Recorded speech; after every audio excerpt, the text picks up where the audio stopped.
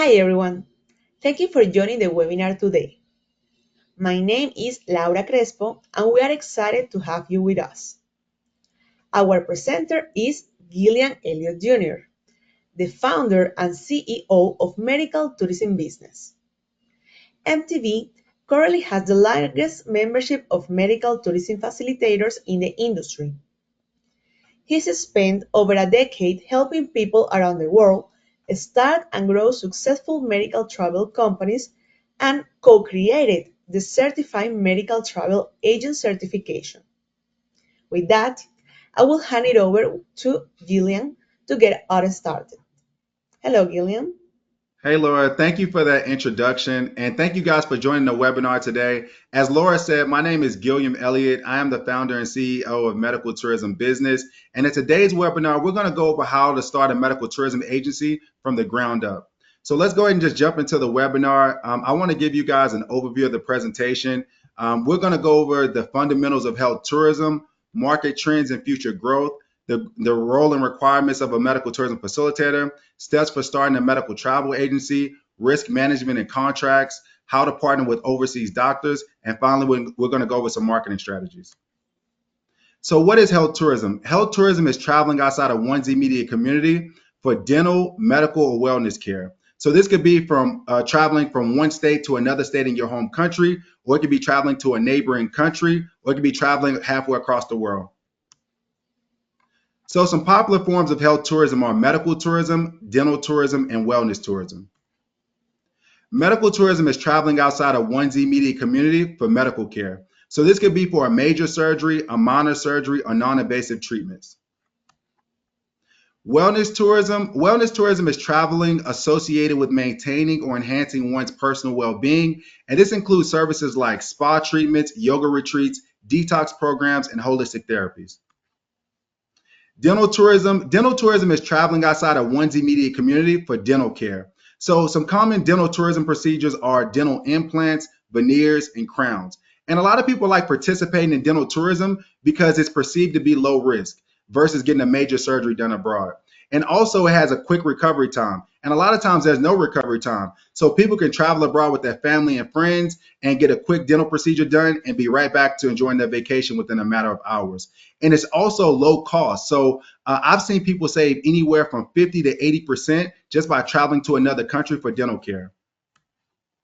So we went over the major forms of health tourism, which are dental tourism, wellness tourism, and medical tourism. But going forward in the webinar, we're going to primarily focus on medical tourism.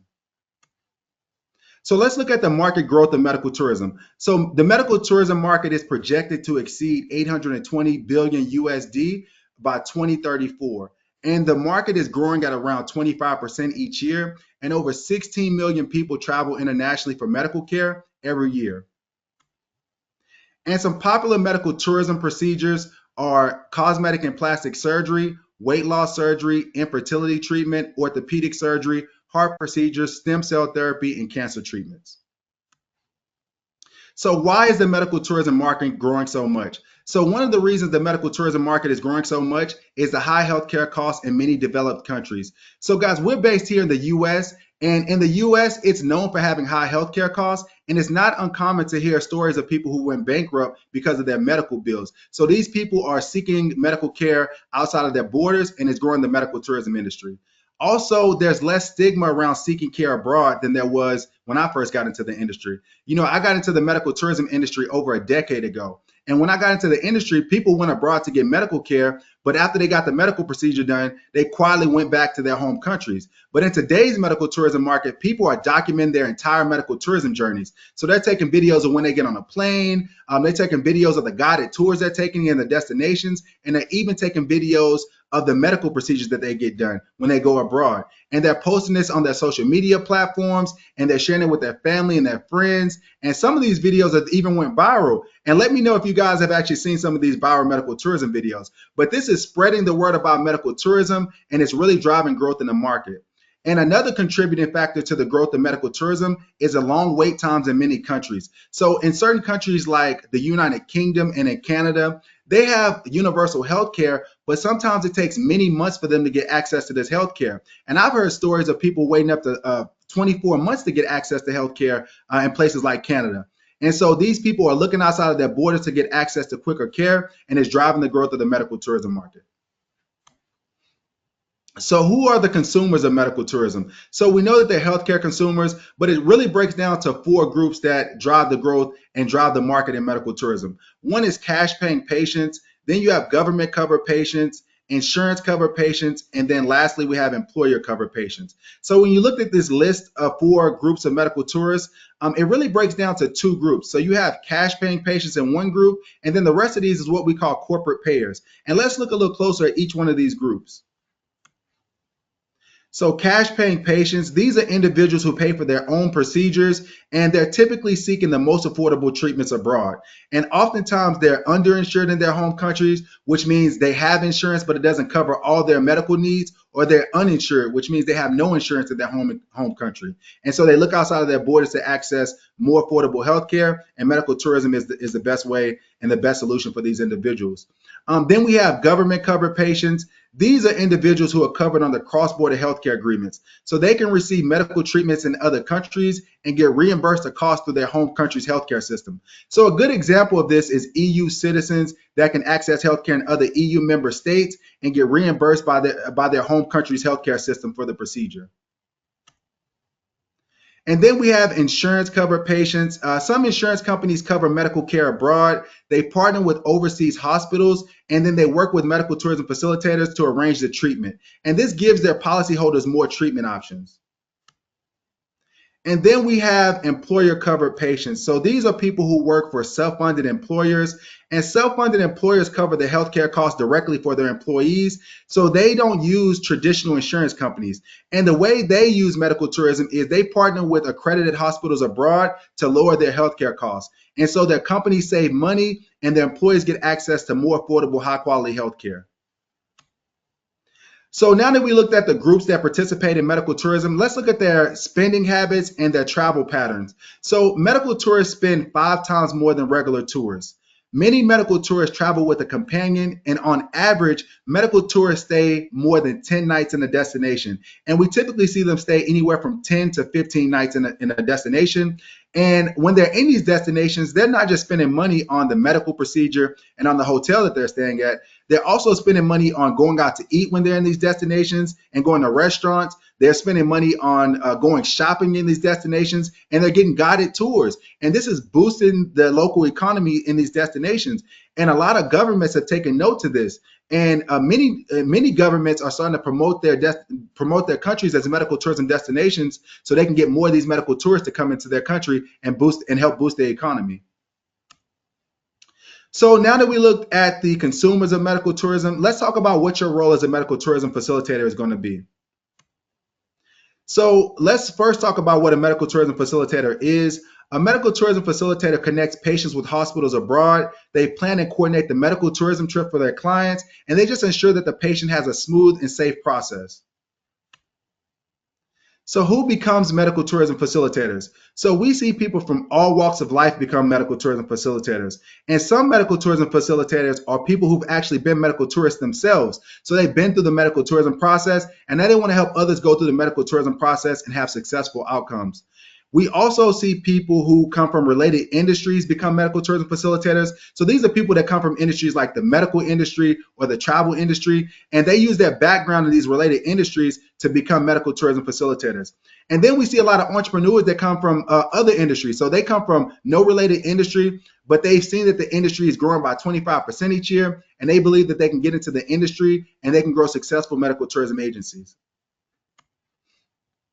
So why do patients use medical tourism facilitators? One reason patients use medical tourism facilitators is because medical tourism facilitators are a one-stop solution. They handle everything for the patient. They connect patients with overseas healthcare providers. They match patients with reliable hospitals and clinics abroad. They schedule doctor's appointments and flights and recovery. And they also help the patient if something goes unplanned on their trip. So if they have a medical emergency or any type of emergency, they help the patient navigate these situations abroad.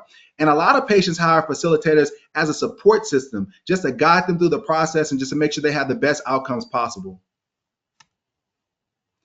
So a medical tourism facilitator wears many hats. As a medical tourism facilitator, you're not just booking trips for these patients, you're guiding them through a process. And in this process, you're going to play many roles. And one role you're going to play is an educator. You're also going to organize the trip for the patient, and you're going to bridge the gap between the patient and the overseas healthcare provider. And you really just want to advocate for your patients. And so let's look a little closer at each one of these groups. So when we talk about being an educator, you want to educate the patient on your personal background and any accreditations you have in the industry. You want to let them know how your business is going to assist them through the medical tourism process. You also want to educate them on the destinations you're promoting and the doctors you're promoting, and let them know the procedures that the doctor specializes in, and let them know all about the doctor. Let them know about the doctor's qualifications. Let them know about the doctor's training and their experience, and just let them know what to expect on their medical tourism journey. You're also going to be an organizer. So you're going to do things like schedule doctor's appointments, arrange aftercare, and coordinate follow-up visits for the patient. You're going to assist them with flights, visas, and passports. You also want to arrange all their transportation and accommodation while they're abroad. You also want to coordinate entertainment and leisure activities if they need this, because it's important to note that not every patient is going to need the same support on their trip, but it's your job as a medical tourism facilitator to have a conversation with them at the beginning, find out exactly what they need to feel supported on their trip, and then deliver that service to them to make sure they have the best outcome and make sure they have the best experience. You're also going to be the bridge between the patient and the overseas healthcare provider. So this means doing things like arranging conference calls between the patient and the doctor. So you want to do this before the patient travels to the overseas destination. You want to arrange conference calls with the doctor. And also you want to arrange calls with the doctor after the patient returns home, just to make sure they're recovering the way they're supposed to be. You also want to make sure that you transfer the patient's medical records in a secure way to the overseas healthcare provider. And you want to provide the patient with things like a translator and an interpreter if they need that. And you also want to make sure that the hospital has someone on staff who speaks the patient's native language when they arrive at the facility.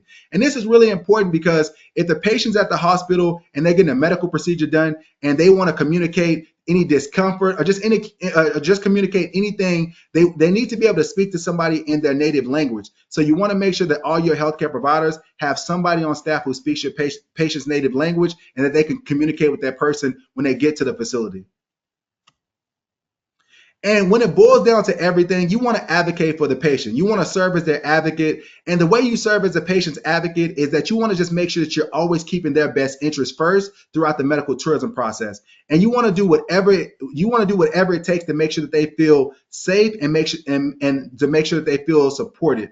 And you can do this in a variety of ways. This could be just following up with them on a regular basis through telephone or through WhatsApp. This could mean reaching out to the hospital or the doctor on their behalf if they need you to do that. This could be helping them out with paperwork online if they need assistance with that. You need to find out what these patients need to feel supported and just make sure you deliver everything they need to make sure they have the best outcomes and the best experience possible.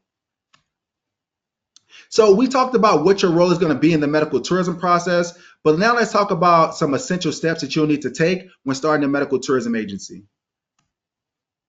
So you want to focus on some key things when you're starting a medical tourism agency. And number one, you want to focus on industry education and training. And then after you get training, you want to focus on building your website. And after your website, you want to build your risk management tools and your contracts. And then you want to go on to establish your hospital network. And finally, you want to create a marketing plan to get in front of your ideal customers.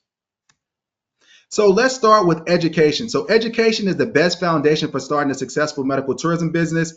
And we provide you guys, and we help you guys get education through the CMTA certification. And this course is the only one in the industry designed for startups and beginners. So it's going to show you how to build a medical tourism agency from the ground up. And it's also going to go over things like industry best practices and proven methods. And it's just going to take the guesswork out of building your medical tourism agency. And it's going to show you how to avoid common pitfalls and missteps.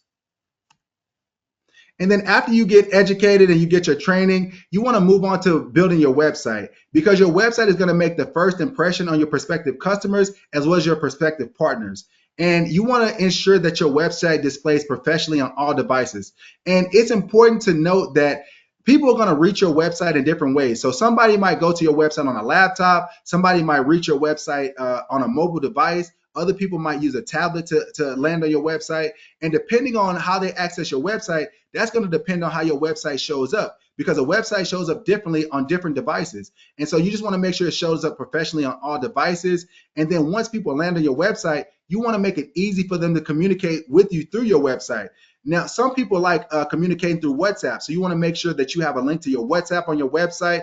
Some people rather send a quick chat. So you want to make sure you have chat functionality on your website. Or some people rather send an email. So you want to make sure you have your email address at the top of your website so they can see it prominently.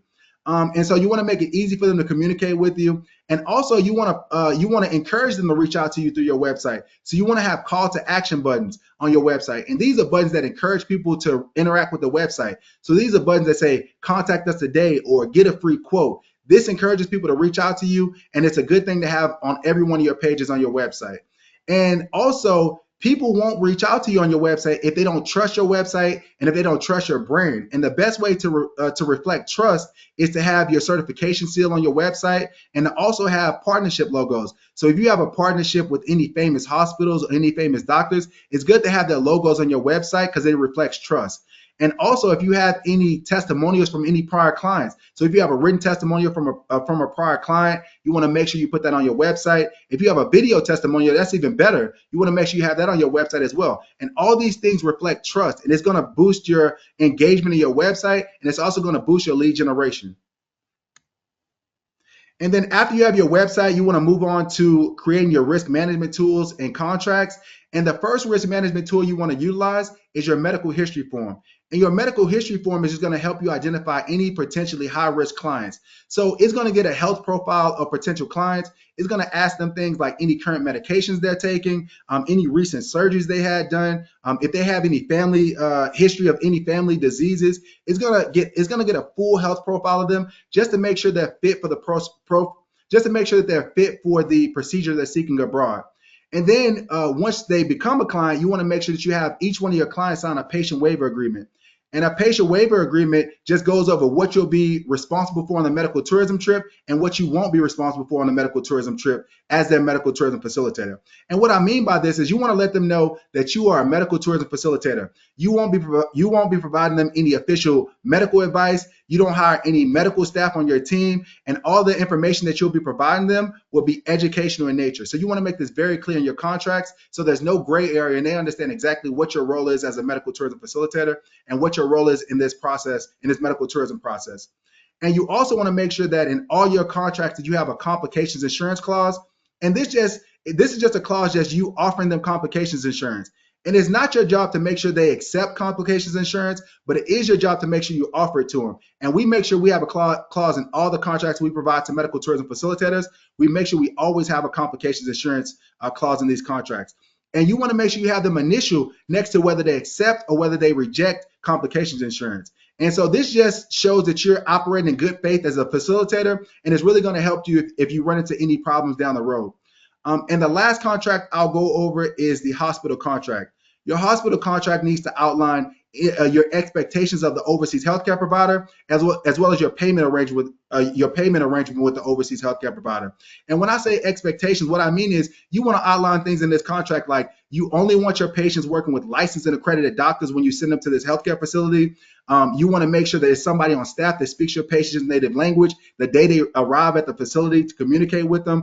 You also want to go over the payment arrangement. You want to go over how much you'll be paid for sending this hospital patients. You want to go over when you'll be paid. Will it be 15 days after the procedure is done, you'll be paid? Will it be 30 days after the patient gets a procedure, you'll be paid? But you want to formalize your agreement and formalize your relationship with this overseas healthcare provider, and your hospital contract does that.